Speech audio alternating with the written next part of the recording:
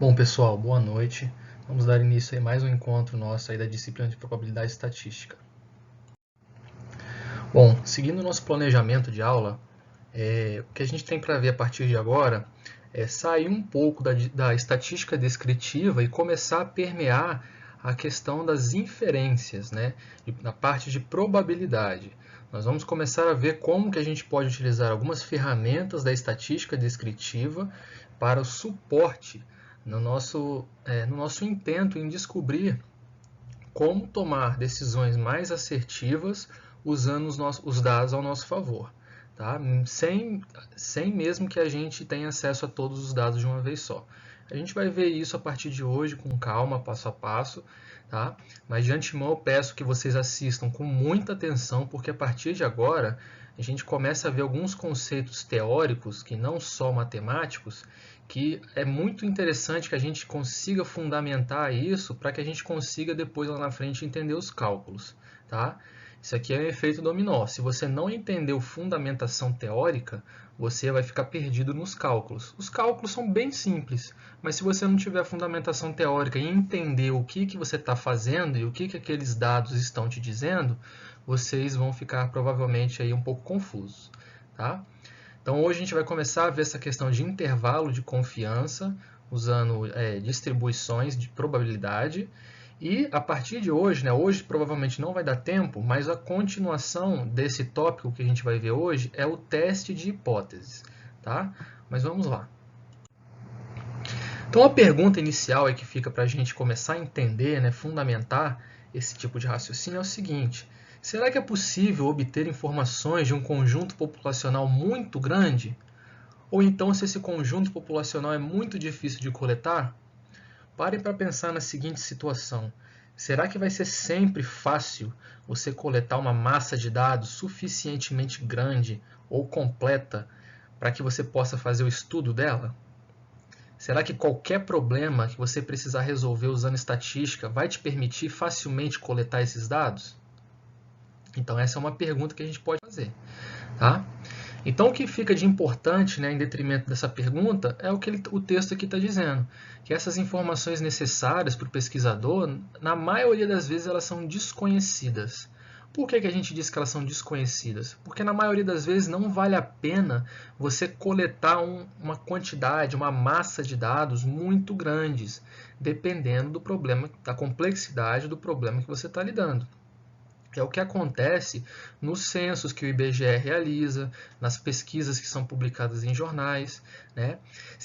Vocês acham que vale a pena uma pesquisa a nível nacional, você ir atrás de cada integrante, né, de cada pessoa dentro do Brasil, para perguntar a ela, né, o que tiver que ser perguntado ali para realizar a sua pesquisa? Então, provavelmente não, né? Então, o que acontece? São coletadas algumas amostras de uma população, no caso a gente pode entender no nosso exemplo que a população é o Brasil, e a gente coleta algumas amostras, e dessas amostras, a gente consegue fazer algumas modelagens matemáticas, usando algumas ferramentas, e inferir algumas características do todo. Tá? Mas vamos ver com calma como é que isso funciona. Tá? Então a gente usa a ciência estatística para fornecer quais que são as regras que a gente precisa para estimar, né? Ele diz ali estimação, né? Você estimar é você dar a característica de algo que você não conhece completamente, tá? Então a gente tem ferramentas matemáticas para conseguir caracterizar informações de dados que a gente não conhece como um todo. Tá? Nesse sentido, aí, a gente tem a teoria da amostragem, que eu conversei com vocês. A gente viu o que é amostra e o que é população. Então, a gente tem técnicas para poder fazer uma análise e começa tudo a partir dessa parte de teoria de amostragem. Aqui tem um exemplo muito interessante, né? Uma figura onde a gente tem a população como um todo e dessa população foi retirada uma certa amostra. Tá? Então a gente consegue realizar uma pesquisa com essa amostra e inferir algumas características da população como um todo. sem que eu tenha que coletar todo esse dado aqui. Ó. Imagina o trabalho que ia dar de você pesquisar uma população inteira e você pode fazer essa pesquisa numa pequena amostra e entender como que a população funciona. Legal, né? Então vamos ver como é que a estatística dá essas ferramentas para a gente. Aqui é um esquema que mostra basicamente aquilo que a gente está conversando. Tá? A gente tem aqui uma população, que é o nosso alvo de estudo, tá? Que tem vários valores, né, de média e os seus respectivos elementos. Tá? Essa população ela tem os parâmetros desconhecidos, porque você não consegue avaliar ela como um todo. E o que a gente faz então? A gente aplica uma técnica de amostragem e aí obtemos um conjunto amostral. Tá? Nesse conjunto amostral, a gente também tem a média desse conjunto e também podemos ver quais são os elementos desse conjunto. Tá? Da mesma forma que a gente tem a média na população-alvo, a gente também tem uma média na amostra. Tá? Só muda o símbolo. Então, quando a gente consegue coletar a amostra, é aí que a gente consegue utilizar a estatística descritiva, né, através das tabelas, dos gráficos, estimativa por ponto, que a gente não chegou a ver. Tá? E quando a gente aplica essas ferramentas, a gente consegue voltar, né, voltando aqui, ó, que é essa seta aqui voltando, usando a inferência estatística para descobrir quais que são as características dessa população-alvo. Tá? E para a gente fazer isso, a gente usa essas técnicas aqui. Ó. Estimativa por intervalos, testes de hipóteses que a gente vai ver e predições, né? Que talvez, se der tempo, a gente vai começar a ver, principalmente na regressão linear. Tudo bem? Então vamos continuar aqui. Então, o que acontece? Embora essas médias, né, o cálculo de médias, deixa eu ver aqui, pegar a ferramenta, aqui. Embora o cálculo de médias nos dê uma boa ideia das características, né, e isso a gente viu nos exercícios que a gente fez, avaliativos, tá, que só calculando a média a gente já consegue ter algumas informações. Tá? Mas elas, por si só, nem sempre são suficientes para caracterizar um conjunto distinto, né? Ou uma série de conjuntos distintos. Tá? O que ele está querendo dizer? Que o fato de você só aplicar a média para entender um conjunto, ele não te dá informação suficiente para você entender, né, como que ele se comporta. Tá? E aí a gente viu que para a gente, né, tentar entender o que está acontecendo ali, né, ele diz aqui essas disparidades, a gente pode utilizar a variância e o desvio padrão. Tá? E isso a gente já viu em aulas passadas, inclusive fizemos alguns exercícios aí, inclusive avaliativos. Bom, então a gente utiliza, né, voltando lá naquele referente àquele esquema que a gente estava vendo, a gente utiliza as ferramentas de inferência estatística, tá, através da estatística descritiva, para analisar esses conjuntos com maior acuidade, a gente entender como que é o meandro desse conjunto, né? O que são as características que fazem ele se comportar lá dentro, esses dados, né? Bom, então para isso a gente já tem algumas ferramentas que a gente já viu. A gente pode calcular a média populacional, que nada mais é do que o somatório dos elementos dividido pela quantidade de elementos. A gente pode calcular a média na amostra, que é a mesma coisa, galera. Ó, a equação parece complicada, mas é muito simples. Isso aqui está querendo dizer que eu estou fazendo um somatório dos elementos da amostra e dividindo pela quantidade de elementos da amostra. Tá?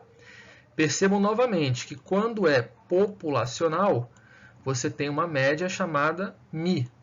Quando é amostral, você tem a média representada por um x barrinha em cima. Tá? Só para diferenciar quando é amostral e populacional. A gente pode calcular a variância populacional, e aí a gente tem o símbolo aqui, ó, sigma ao quadrado. Tá? Esse x maiúsculo aqui é porque ele se refere à média da população. E aí a gente faz aqui aquela fórmula que a gente já está habituado. Ó, é o somatório desses elementos aqui. Ó. Cada elemento menos a média ao quadrado. Então você faz esse cálculo aqui para cada elemento, soma tudo no final e divide pela quantidade de elementos. Isso a gente já viu. Da mesma forma, a gente tem a variância amostral. Tá? O cálculo é exatamente o mesmo, só muda aqui embaixo, tá? Que é a quantidade de elementos menos 1. Tá? E aí a gente tem um símbolo aqui, ó, é um Szinho ao quadrado, quando é amostral. E temos o desvio padrão populacional, que é o sigma, tá? Dos meus elementos de x. Tá? Aqui era para ser um x maiúsculo, tá? Ficou minúsculo, acabei errando, mas é maiúsculo, porque ele se refere à média populacional. E temos o desvio padrão amostral, que é o Szinho minúsculo, tá? Esse Szinho minúsculo se refere a esse Szinho aqui, tá? Porque é amostra e amostra. Beleza? Até agora a gente não viu nada de novo. Tudo isso aí a gente já viu. Só estou mostrando para vocês porque dá para a gente calcular a média, variância e desvio padrão tanto para a população quanto para uma dada amostra que você retira dessa população. É muito importante vocês terem isso em mente. Tá? Saber que tem como você trabalhar com os dados quando você está trabalhando na população e quando você está trabalhando numa dada amostra que você retirou da população. Tá? Então vamos pensar agora no exemplo prático. Né? A gente está vendo muito cálculo, algumas equações. Vamos pensar agora em casos práticos que a gente pode aplicar inferência estatística. Nós temos um exemplo aqui que diz o seguinte, ó. Uma indústria formula um experimento para verificar um novo método de fabricação para um produto. Tá? Eles querem saber se esse novo método ele é superior ao método que já estava sendo utilizado, né? O método tradicional. Tá? Então, eles chamam o método tradicional de método A e o método novo de método B. O que eles estão querendo saber? Resumindo, se o método B ele é melhor do que o método A, que é o que a tabela aqui está dizendo. Ó. A gente tem um dataset aqui, e aí para um determinado método A, que é o método tradicional, ele identificou esses valores aqui. Para cada experimento que ele fez, ó, o primeiro, segundo, terceiro, quarto, até o 10º, ele encontrou esses resultados aqui. Utilizando o método B, que é o método novo, ele encontrou esses valores aqui, ó, em 10 experimentos também. Então, a nossa ideia é fazer uma análise em cima desses resultados e entender se o método B representa um método mais eficiente do que o método A que já estava sendo utilizado. Olhem aí novamente a gente utilizando a estatística como amparo às nossas tomadas de decisão. Tá? Uma tomada de decisão, por exemplo, como um caso como esse, você está mudando o método de fabricação para a sua empresa, por exemplo, pode significar lucro, pode significar custo, né? Pode significar várias coisas. Então, por isso que é importante a gente utilizar de ferramentas que mostrem para a gente, né, que nos deem a certeza de tomar uma determinada decisão. Mas vamos continuar aqui então. Então, repetir aqui a tabela, tá? Coloquei ela aqui no cantinho. O que a gente tem que fazer? Né? Vamos calcular então a média amostral, a variância amostral e o desvio padrão amostral para cada um dos métodos. Então a gente vai fazer isso tanto para o método tradicional quanto para o método novo, que é o método B. Tá? Para isso a gente vai usar as mesmas fórmulas. Ó. A média amostral, a variância amostral, tá vendo que é amostral e tem um menos 1 aqui, e o desvio padrão amostral. Então vamos fazer isso. Eu não sou bobo nem nada, né? Eu joguei logo no Excel, tá?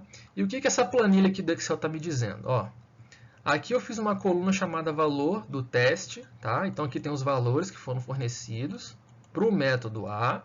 A mesma coisa aqui tem para o método B, tá? Repeti aqui, ó, uma coluna valor teste e coloquei os dados que o exercício me deu, tá?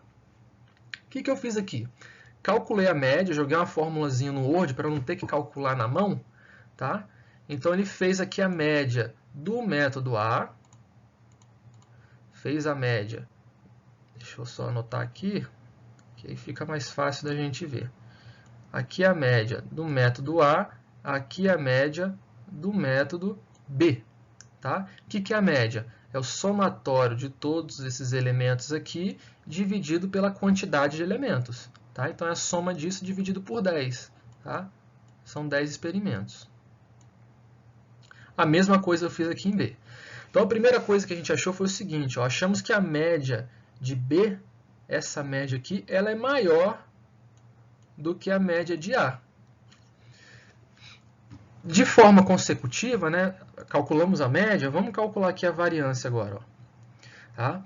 Eu fiz aqui só um artifício aqui para facilitar minha vida. Como eu já sei que a fórmula da variância eu tenho que fazer o somatório, ó, de cada elemento menos a média ao quadrado, eu fiz isso aqui, eu fiz essa continha aqui para cada um, ó,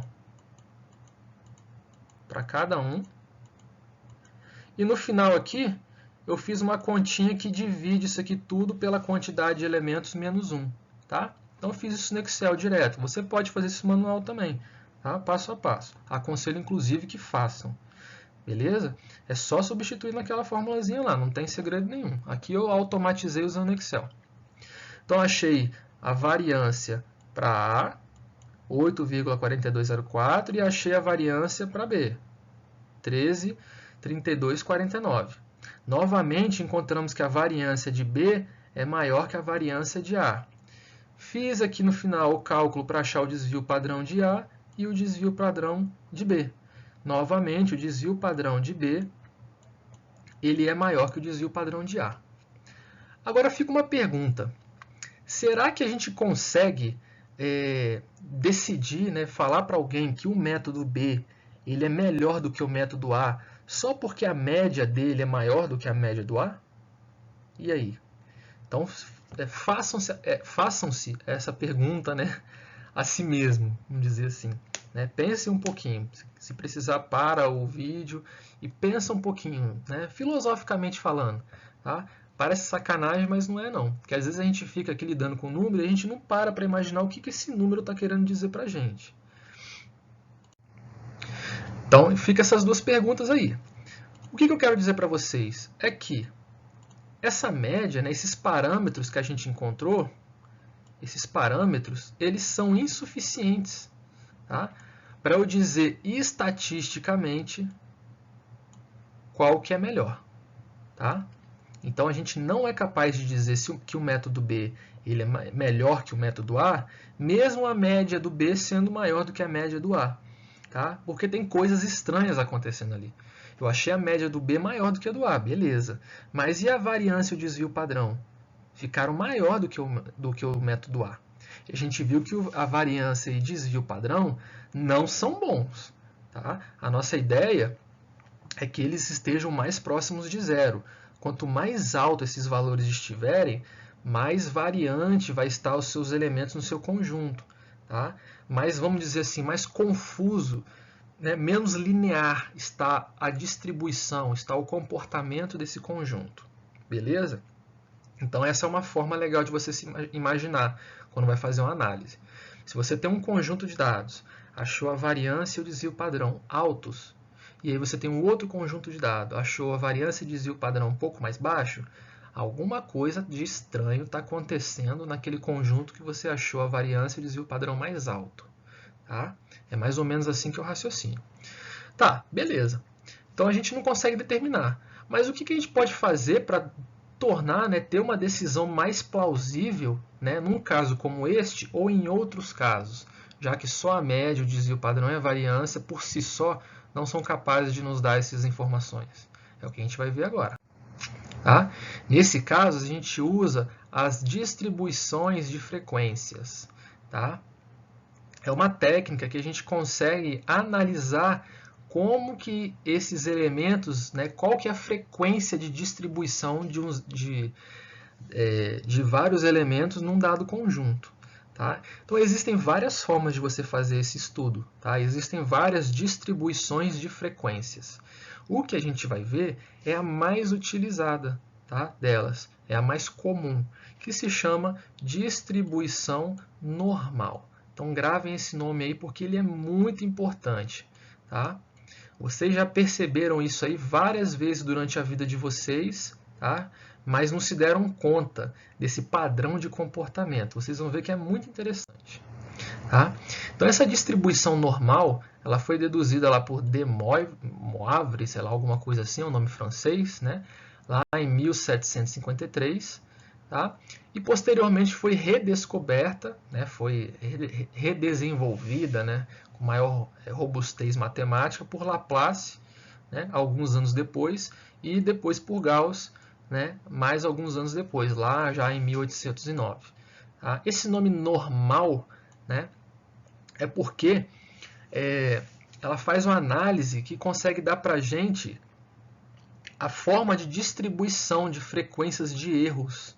Tá? Erros que a gente consegue observar, né, de observações e de mensurações, de medidas. Vai ficar mais evidente nos slides aí para frente. O que significa esse nome normal? Eu acredito que talvez, só falando aqui para vocês, mostrando o texto, dizendo, talvez vocês ainda não tenham entendido. Eu vou mostrar isso visualmente como acontece e vocês vão perceber que isso acontece em várias coisas da natureza. Tá? Então, bom, continuando aí, vamos desenvolver esse raciocínio aí. Se a gente consegue, para um determinado fenômeno, um fenômeno qualquer, se a gente consegue atribuir uma função matemática, né, a gente vai estudar aí na matemática, vocês engenheiros vão estudar isso mais do que nunca, que a gente consegue mostrar o comportamento de um fenômeno qualquer, um fenômeno da natureza, um fenômeno mecânico, tá? Utilizando uma função matemática que descreve esse comportamento. Tá? Então é isso aqui que o texto está dizendo. Se é possível a gente estabelecer uma função que descreve o comportamento de um fenômeno, então é possível a gente calcular a probabilidade de uma variável aleatória estar dentro de um conjunto de valores. Olha que interessante, galera. Você tem um determinado fenômeno, um determinado conjunto. Né? Você consegue estabelecer uma função que diz assim, ó, esse fenômeno matematicamente se comporta dessa forma aqui. Aí tem uma dada função lá. Se você consegue fazer isso, consequentemente você consegue usar ferramentas matemáticas para calcular essa probabilidade de uma variável qualquer, a variável do seu interesse, do problema que você está estudando, estar contida dentro de um conjunto de valores qualquer. Tá? É isso que ele está dizendo aqui, ó. Para um determinado fenômeno, tá? Um fenômeno aqui tem uma função genérica que descreve o comportamento desse fenômeno. Tá? Então eu posso encontrar a probabilidade, que é esse P aqui, ó, de uma variável qualquer, ele colocou um xzinho, nesse caso aqui estar entre A e B. Tá? Eu consigo calcular, vamos dizer assim, ó, qual que é a probabilidade desse x aqui estar contido entre A e entre B. Né? É isso que ele está querendo dizer através dessa anotação. Beleza? Então, essa anotação ela é muito importante. Eu estou querendo dizer aqui que é a probabilidade de x estar contido entre A e B.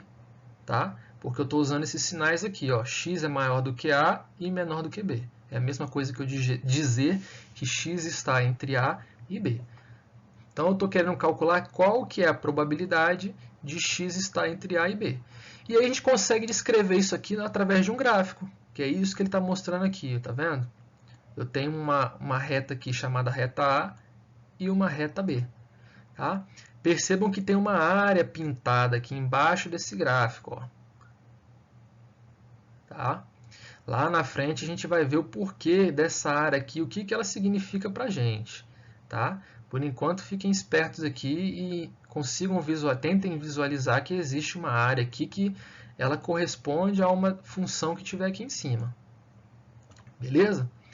Então aí a gente tem uma fórmula, tá? Parece uma fórmula até meio cabulosa, e ela se chama função densidade. Esses camaradas aí, eles conseguiram formular uma função que descreve a probabilidade de um elemento x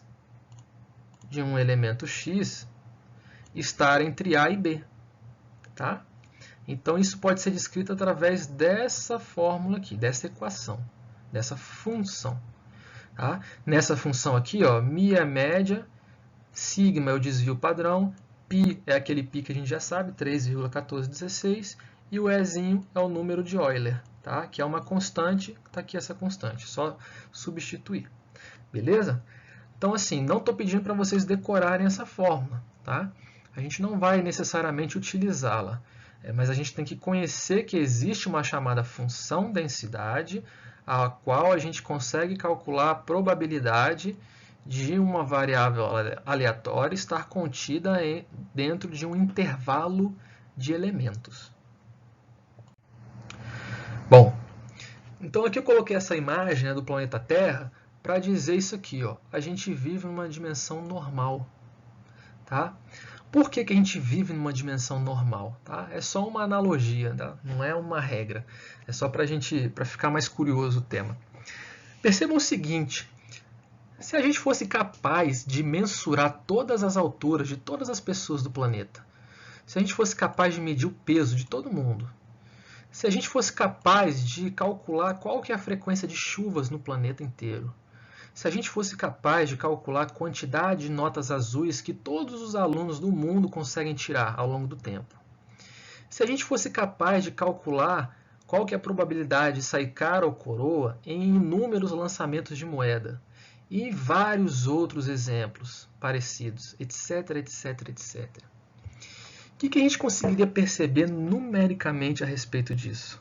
Tá? É essa a indagação que eu faço para vocês. E é o que a gente vai começar a ver agora. Tá? Para a gente conseguir visualizar por que a gente vive, né, igual eu comentei, por que a gente vive numa dimensão normal, né, num mundo normal, né? Eu tenho um exemplo aqui, uma simulação que foi feita por um pesquisador. Tá? Então ele usou um programa de computador, um software, que ele simula, deixa eu marcar aqui no texto, esse programa ele simula o lançamento de moedas. Tá? Então existem softwares, tá? Acreditem, existem softwares para a gente fazer esse tipo de simulação. Então ele simulou 100 lançamentos de moedas, tá? De 200 moedas, desculpa. Tá? Então ele simulou 200 moedas sendo lançadas 100 vezes consecutivas. É isso que o programa fez. E aí o programa simulou isso e contabilizou, né, mostrou para o usuário quantas vezes foram, né, quantas vezes saiu cara da moeda. Tá? Então um programa mostra através de um histograma, tá?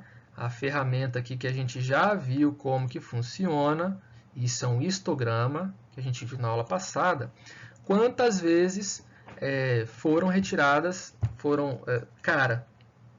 Tá? Então aqui ele mostra aqui numa escala de 0 a 10. Tá?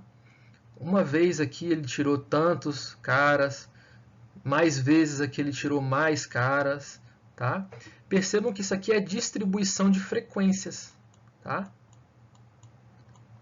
É claro que a escala aqui não está legal. Vamos imaginar que isso aqui seja 1. E aqui tem uma escala, sei lá, aqui ele tirou 10 vezes cara. Tá? Então funciona mais ou menos assim. Ele ia mostrar pra gente assim, ó, uma vez, num lançamento, eu consegui achar 10 vezes cara. Tá? Vamos supor que aqui seja, sei lá, olha lá, quase 10 lançamentos. Vamos supor que aqui seja 9. Aí o programa te deu. Depois que ele simulou todos os 100 lançamentos, ele falou assim, ó, dos 100 lançamentos, 9 vezes a gente achou cara. Tá? Então ele mostra aqui, ó, uma barra maior, 9 vezes ele achou cara. E assim vai mostrando pra gente. Agora o que eu quero que vocês percebam é o seguinte. O que ia acontecer com esses lançamentos, né, com o comportamento desses lançamentos de moedas, se eu fosse cada vez mais aumentando o número de lançamentos? Né? Se cada vez eu lançasse mais vezes essas moedas, essas 200 moedas, o que ia acontecer com essa distribuição? Tá? Para 100 lançamentos, o gráfico veio todo bagunçado, ó, todo aleatório. Esse gráfico aqui, ó, não quer dizer absolutamente nada para a gente, está todo bagunçado, tá? Com 100 lançamentos.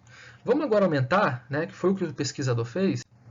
Ele aumentou para 500 lançamentos. Ó. E aí o programa deu um histograma, mostrou um histograma de quantas vezes foram tirados cara. Tá? Olha como é que o gráfico está começando a se comportar, né? Percebam que os valores, né, as frequências mais altas começaram a se aglomerar aqui na região central, tá?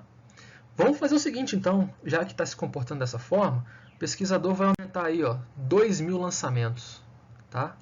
2.000 lançamentos. Olha como é que essa curva ela tende a se normalizar. Daí que vem o nome, distribuição normal, tá? Então vamos fazer o seguinte, só de sacanagem aí, vamos mandar esse programa simular 10.000 lançamentos dessas 200 moedas.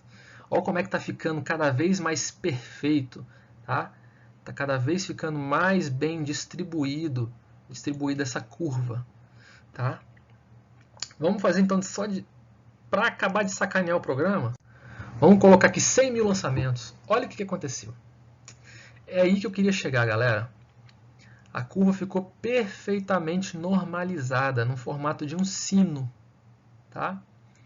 O que eu estou querendo dizer para vocês? Que a maior parte das coisas, dos fenômenos que acontecem no mundo, né, não é só no mundo, não é só no planeta, no espaço, né, dentro das leis da física que a gente conhece, né, elas se distribuem dessa forma, se a gente pudesse contabilizar, tá?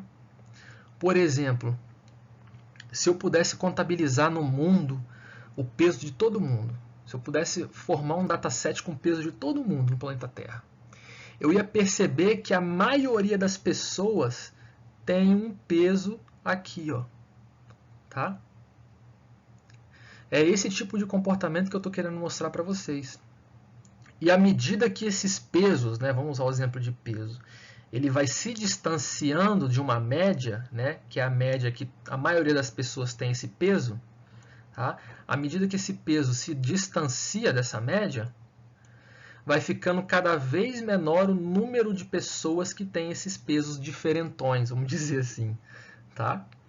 Não sei se eu consegui ser claro, mas muitos fenômenos na natureza se comportam dessa forma. Por isso que vai ficando cada vez mais evidente, né, no caso aqui da moeda, vamos voltar para o exemplo da moeda, com poucas jogadas, fica difícil de perceber isso, tá? Fica muito aleatório. Mas cada vez que a gente consegue aumentar o nosso banco de dados, aumentar o nosso conjunto, a nossa coleta, por isso que eu falei lá no começo que nem sempre você coletar todos os dados é fácil, a maioria das vezes não é, tá? Mas se fosse possível, eu ia perceber que uma galera, né, muita gente ia ter um determinado valor, se fosse o peso, no nosso caso da moeda, muitas vezes eu consegui identificar a moeda cara não, isso, muitas vezes, desculpa, galera. Muitas vezes eu consegui identificar a cara e em poucas vezes ele vai te dando o comportamento diferente, tá? Não sei se eu consegui ser claro. Nessa parte aqui, eu sugiro que vocês prestem muita atenção e se tiver qualquer tipo de dúvida na parte teórica, né, na parte conceitual, mandem lá no grupo, que eu vou respondendo. Bom, então na distribuição normal, né, esse gráfico ele tem forma de sino, igual que a gente viu anteriormente. Esse sino ele depende principalmente da média e do desvio padrão, tá? Percebam aqui, ó, nós temos dois valores aqui, ó, duas distribuições normais. A gente tem uma mais achatada e uma menos achatada, tá? Porque uma está mais alta e a outra está mais baixa, tá? Por isso que eu estou falando mais ou menos achatado. Eles têm, por exemplo, essa aqui, ó, essa de baixo, vamos marcar aqui, essa de baixo, ela tem uma média 30 e um desvio padrão 7. Percebam que ela tem uma linha central aqui, ó. Então a média no desvio padrão ela fica sempre aqui, ó, no centro perfeito do sino, tá? Dessa curva no formato de sino, tá? Olha o 30 aqui, ó. Já na outra aqui, ó, vem aqui um pouquinho antes de 40. E é o que ele está dizendo, ó, a média é 37,5. Então, o centro perfeito aqui é 37,5, que é a nossa média. E o desvio padrão dessa curva aqui é 3. Tá? Percebam que o desvio padrão é ele que dá a largura, né, das caudas. Eu vou mostrar mais lá para frente. As caudas são isso aqui, ó. As extremidades do sino a gente chama de caudas. Tá? Então, quanto maior o desvio padrão, maior é a cauda. Quanto menor o desvio padrão, menor aqui é a cauda, mais achatadinha ela fica. Beleza? Bom, aqui a gente tem a comparação entre, basicamente dizendo o que eu estava comentando com vocês. Dizendo aqui em 4 gráficos de distribuição, em 4 funções de distribuição diferentes, o comportamento delas.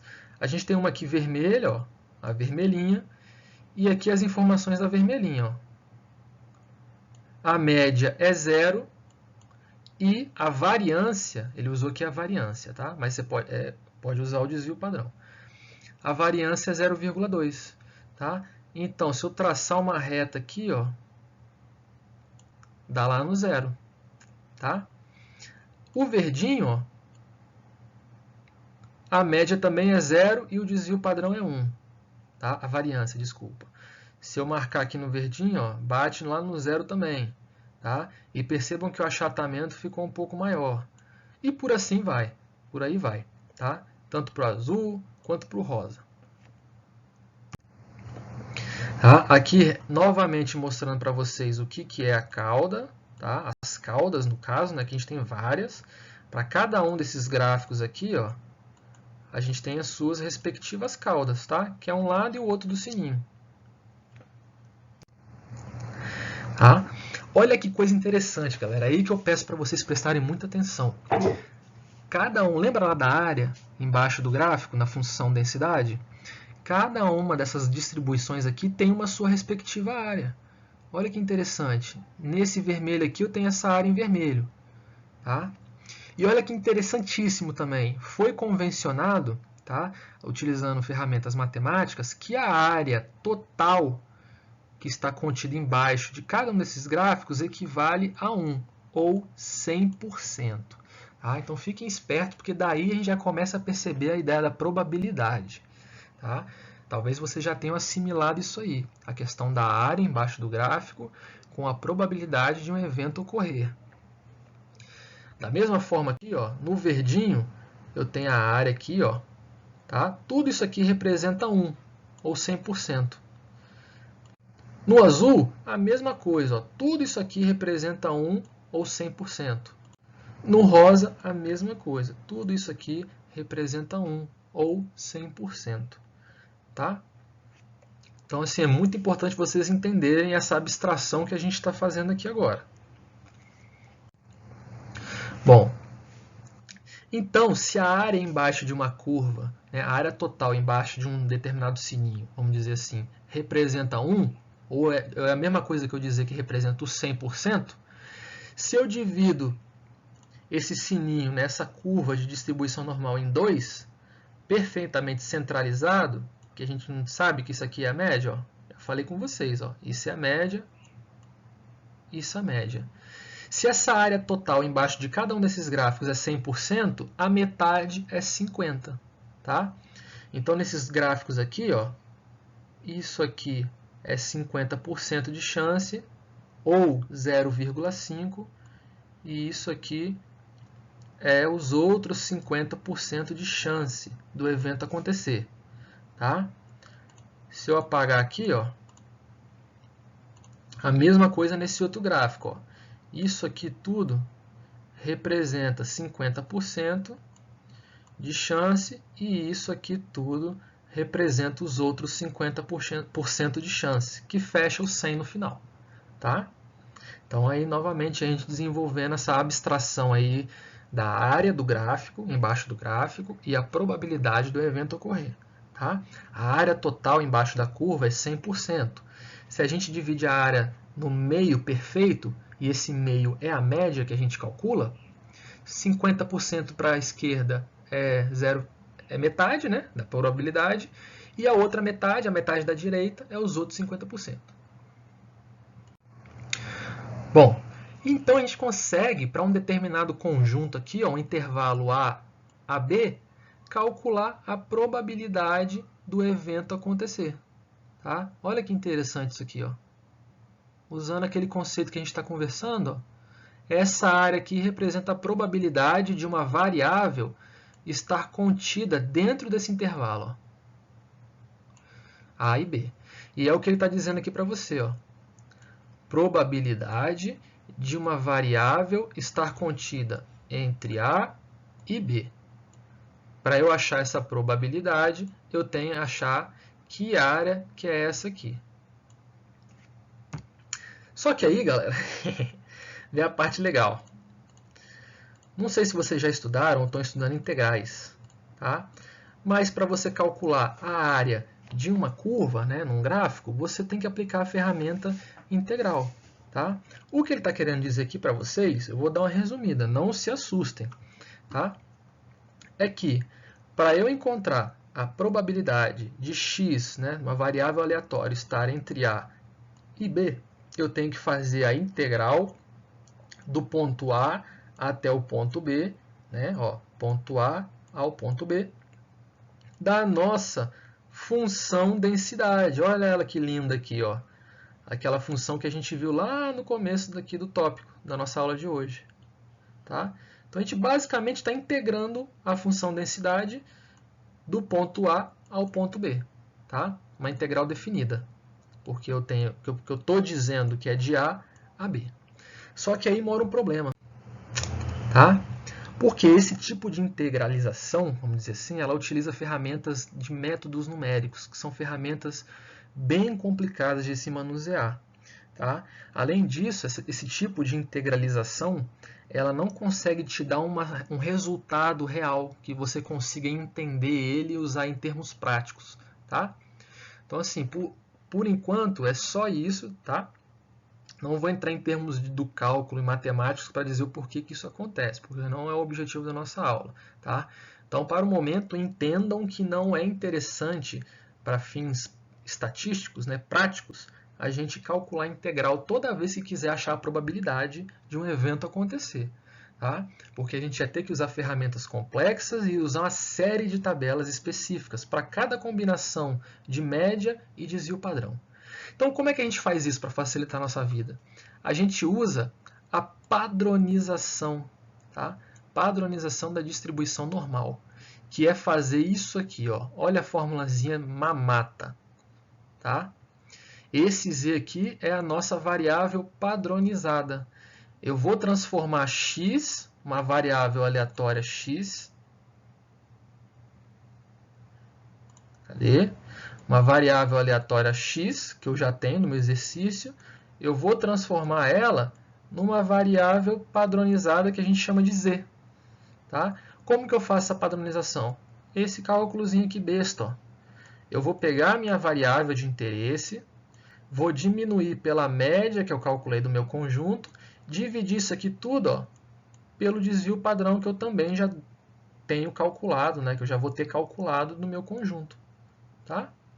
Então, bem tranquilo. Bom, só para dizer que, novamente, o que a gente acabou de fazer, ó, o que a gente está fazendo lá usando aquela continha besta, é isso aqui, ó, transformando a probabilidade de uma variável x estar contida entre A e B. Agora, essa variável x é uma variável z.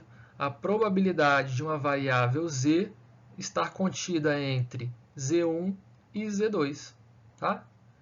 A gente fez isso aqui, essa transformação, aplicando aquela continha besta do slide passado.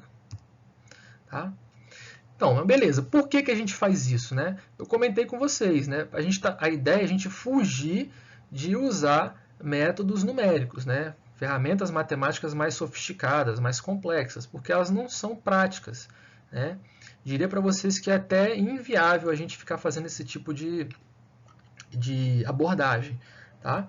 Então, quando a gente padroniza, tá? Quando a gente leva ó, a variável x para uma variável z padronizada, a gente é capaz de fazer isso aqui, ó, usar tabelas prontas. Né? No caso, é uma tabela pronta, que já dá todos os valores das áreas que estão embaixo daquele sininho lá. Tá? Então, para cada valor Z que eu tiver, que eu encontrar, né, que eu padronizar, eu tenho uma área tabelada. É muito mais fácil. A gente vai ver como a gente faz isso agora. Essa é a nossa tabela. Tá? É o formato dela. Ainda não estou mostrando os números que dizem respeito a ela. Tá? Eu vou mostrar como é que é feita essa leitura. Tá? Para um valor Z que eu encontrar, depois que eu padronizar, eu tenho aqui na coluna, ó, na nossa coluna, eu tenho que a primeira, né, a parte inteira desse número e a primeira casa decimal, né? Então, para um número Z que eu encontrar, eu vou pegar esse número e vou ver qual que é a primeira parte inteira desse número e qual que é a primeira casa decimal. Tá? Com certeza, né, por isso que a gente faz a padronização, com certeza esses valores vão estar contidos aqui. Tá? Agora eu venho aqui para a parte das linhas. Ó. A segunda casa decimal, eu vou olhar aqui, vai estar contida nessa linha. Tá? Então eu vou fazer um cruzamento das informações e vou encontrar aqui o valor da probabilidade, que é o que ele está marcando aqui para a gente. Ó. Tá? Eu vou mostrar agora aqui de forma prática como que a gente faz essa interpretação. Ó, exemplo. Eu tenho um exercício lá, uma análise que eu estou fazendo, e eu tenho uma variável aleatória, sei lá, x. E aí eu padronizei ela, né? A gente viu que a gente tem que padronizar para fugir de integral. E aí eu achei, né, fazendo aquela continha besta lá, achei 0,97, ó, um exemplo. Z eu achei 0,97. Como que eu vou procurar a probabilidade referente a Z097 na tabela? Eu vou pegar a primeira parte inteira, né? Aqui não tem parte inteira, né? Porque começa com 0, ó, tá? Mas é a primeira parte inteira e a primeira casa decimal e vou verificar aonde ela está aqui na minha coluna, nessa coluna aqui do cantinho, tá? Como é um 0,9, olha o 0,9 aqui que eu já até marquei, ó. Tá? 0,9. Então eu já sei que a linha que eu tenho que verificar é essa, ó. Vou marcar aqui com outra cor. É essa linha aqui, ó. É um desses valores. Agora, aqui, ó, eu olho a segunda casa decimal do meu valor Z que eu achei. Qual que é a minha segunda casa decimal? Não é o 7? Ó, é o segundo número depois da vírgula. Então eu venho aqui, ó, olha esse 7 aqui, ó. 7. Então eu venho, cruzo aqui, ó. Olha ele aqui, ó. Achamos. 33,40. Tá? 0,33,40. Então é assim que é a leitura. Então, para Z igual a 0,97, a probabilidade é 0,3340 ou, passando para a porcentagem, 33,40% de probabilidade de um determinado evento acontecer. Tá? Para esse Z que eu tinha aqui. E aí vai depender do exercício, do que ele estava querendo dizer. Isso aí para a gente não importa por enquanto. Tá? É só para vocês entenderem como é que é a leitura. Encontrou o Z? Beleza, vou para a tabela de distribuição. Então, agora eu sei como que eu faço para ler as linhas e como eu faço para ler as colunas. Tá? Bom, então aqui a gente tem um exemplo, tá? Para a gente aplicar isso aí. Então, vamos lá. Então, tem uma cidade chamada cidade A e tem uma cidade B. Então, são duas cidades, A e B. Então, foi feito um levantamento, né, sobre a altura dessas pessoas, dessas duas cidades. Tá? Então, buscaram aí qual que é a altura dessas pessoas em centímetros, tá? Só para a gente não se confundir, os dados aqui estão em centímetros a altura. Né? Então, a gente aplicou as ferramentas de estatística descritiva para poder analisar os dados, começar a analisar os dados. Que ferramentas são essas? A gente calculou as médias, a média, a variância, sigma ao quadrado, e o desvio padrão, sigma.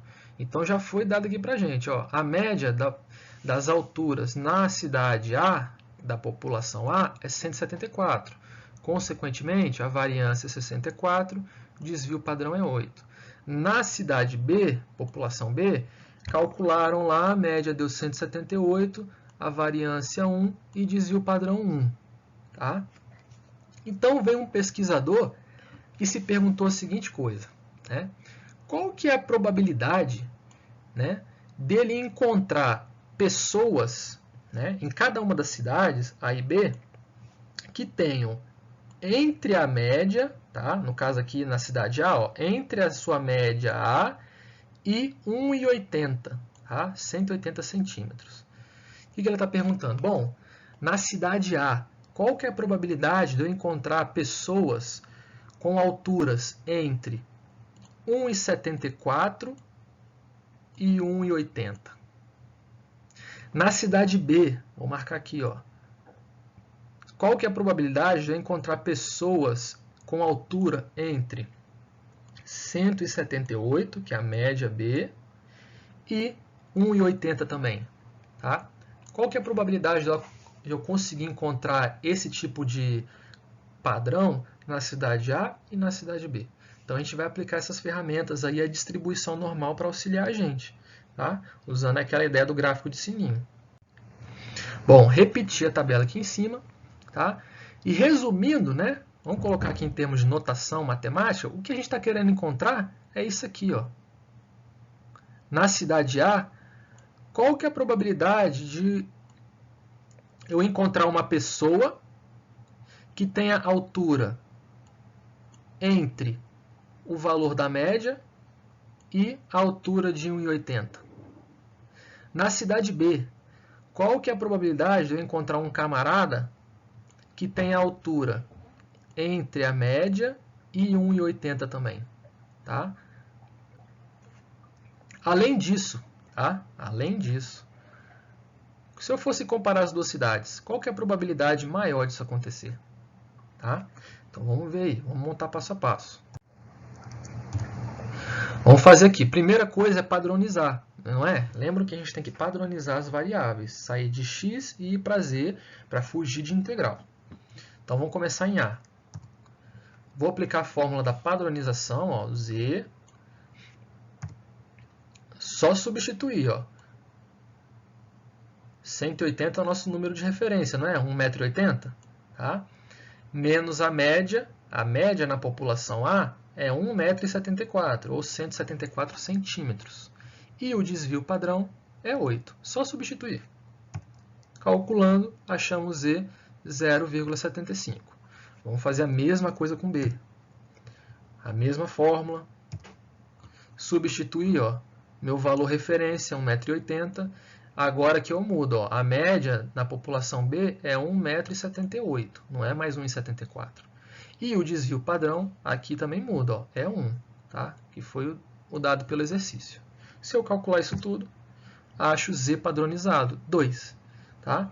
Então, encontramos a variável a variável x referente à população A, padronizada, tá? 0,75, e fizemos a mesma coisa para a população B, encontramos padronizado 2. Então, vamos encontrar esses dois valores aqui na tabela. Ó. Aqui está faltando, tá, galera? Ó, aqui está mostrando só 1. Era para estar o 2 aqui também escrito, mas desconsidera. Vamos encontrar aqui 0,75, ó. Primeira parte inteira e primeira casa decimal, 0,7. Segunda casa decimal, ó, 0,05. Vamos cruzar aqui, ó. Cruzei. Olha o valor que a gente encontrou. 0,2734, tá? Para a população A. Vamos fazer a mesma coisa aqui para outra população B, não é 2? Então, tem a parte inteira, 2, e a primeira casa decimal, 0. Eu não tenho mais nenhuma segunda casa decimal, então fica aqui no 0. Cruzei, vai ficar na mesma coluna, tá? Então, encontramos aqui para a população B a probabilidade de 0,4772. Tudo bem? Aqui embaixo eu estou só representando, ó, aquilo que a gente fez a análise. Tá? Para a população A, é o 0,7, a primeira parte inteira, mais a primeira casa decimal. O 0,05 representa a segunda casa decimal. E aí a gente tem o valor inteiro aqui, ó, completo.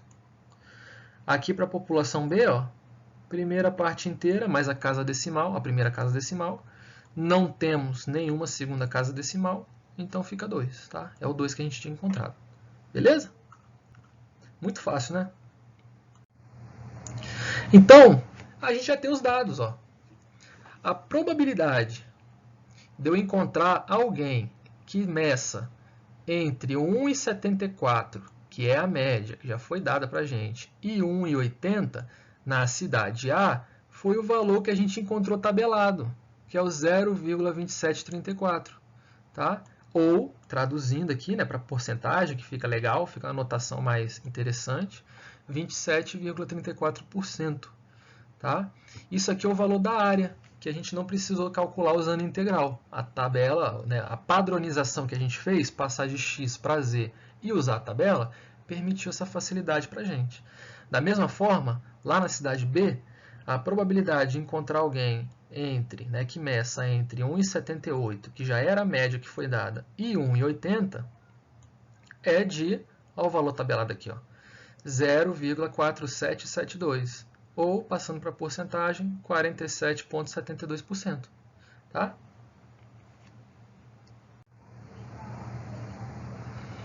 Aqui eu só representei graficamente, tá? Até aqui, ó. Só representei graficamente. É interessante também, tá, pessoal? Não esqueçam de representar também graficamente, porque fica mais fácil de interpretar. Desenhei o sininho aqui, o nosso gráfico padrão de distribuição normal, é um sino perfeitinho, tá? Reparem que essas caudas elas não encostam, né, no eixo X, elas vão infinitamente para a esquerda e infinitamente para a direita, sem encostar no eixo X. Tá? Então aqui, ó, a média não é o exato centro do meu sino? Então a média era 174, né, 1,74 m de altura na cidade A, então é o meio aqui, ó. A altura máxima era 180, ó. 180. Então, essa área pintada aqui, ó, é justamente a nossa probabilidade. Tá? Se eu consigo calcular essa área aqui, eu consigo calcular a probabilidade da altura, de ter um camarada, uma pessoa, né, que tenha uma altura entre 1,74 e 1,80. Né? Lembram lá do começo da aula? Isso aqui era A e isso aqui era B. Tá? Essa área representa os 27,34%. De forma semelhante, a gente consegue fazer para B também. Ó. Essa área total aqui dentro representa 47,72% de probabilidade de eu encontrar alguém lá na cidade B que meça entre 1,78 m, que já é a média, e 1,80 m. Tá? Então percebam o seguinte, é mais fácil, né? Eu não vou dizer que é mais fácil, né? Eu tenho mais chances de encontrar alguém entre 1,78 e 1,80 na cidade B do que encontrar alguém entre 1,74 e 1,80 na cidade A. Por que eu estou dizendo isso? Porque que eu encontrei a probabilidade aqui em B maior do que em A. Show? Então, assim, não tem mistério nenhum. É só uma sequência de passos. Tá? E aí que vem o exercício avaliativo. Beleza? Esse exercício vai ser feito individual, pode ser feito no caderno ou digitado. Se você quiser desenhar, fazer os desenhos no computador, fica legal também. Tá? Se for no papel, tem que ser muito bem legível a letra e a qualidade da foto tem que estar muito boa, porque vocês vão anexar lá no portal para mim. Essa atividade já está cadastrada. O prazo para entrega é até sexta-feira que vem, às 23h55. Beleza? Então, essa atividade é a seguinte. Vocês vão continuar o mesmo caso desse exercício que a gente estava vendo. Tá? Só que dessa vez o pesquisador quer encontrar outras coisas. Ele quer analisar essa massa de dados de outra forma. Tá? Aqui são os mesmos valores. Ó. A estatística descritiva já te deu esses valores. E aí o pesquisador quer encontrar a probabilidade de achar alguém acima de 1,80. Tá? E também quer achar a probabilidade de pessoas abaixo de 1,80. Tá? Além disso, ele quer saber assim, qual que é a probabilidade em comparação com as cidades. Tá?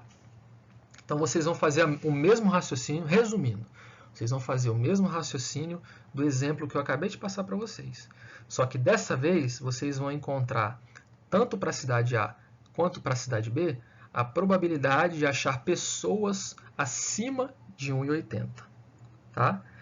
E na letra B, vocês vão fazer a mesma coisa, só que vão calcular tanto para a cidade A quanto para a cidade B a probabilidade de encontrar pessoas abaixo de 1,80. Tá? Contas são muito fáceis, você já viu que são bem tranquilas. O que eu peço atenção para vocês é na hora de interpretar o gráfico. Tá? Lembrem-se, a área total embaixo do sino representa 100%, que equivale a 1. Se equivale a 100% a área total, metade é 50%, tá? Ou 0,5. Beleza? Eu estou dando uma dica fundamental para vocês conseguirem fazer esse exercício avaliativo. Não se esqueçam dessa questão. A área total do gráfico, embaixo do gráfico, é 100%, a metade é 50%. Isso aí vai ajudar vocês a interpretar a probabilidade de pessoas acima de 1,80 e a probabilidade de pessoas abaixo de 1,80, que é o que está sendo pedido na letra A e na letra B.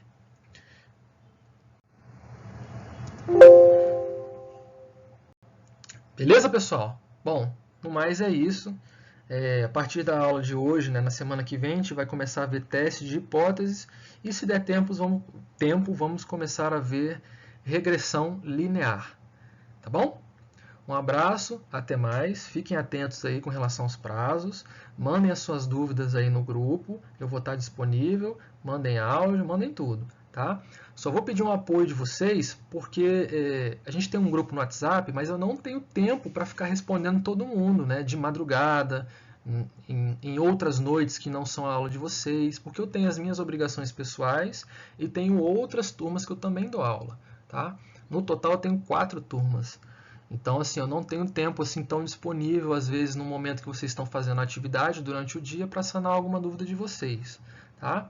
Então, eu vou pedir para vocês tentarem concentrar as dúvidas no grupo, tá? Evitar de me mandar mensagem ou áudio no privado, porque provavelmente eu vou estar no momento que eu não vou poder responder vocês. Então, se vocês colocam lá no grupo, fica tudo concentrado num local só e eu vou responder a dúvida de todo mundo. Beleza? No mais, vocês podem evidenciar também as perguntas de vocês lá no portal.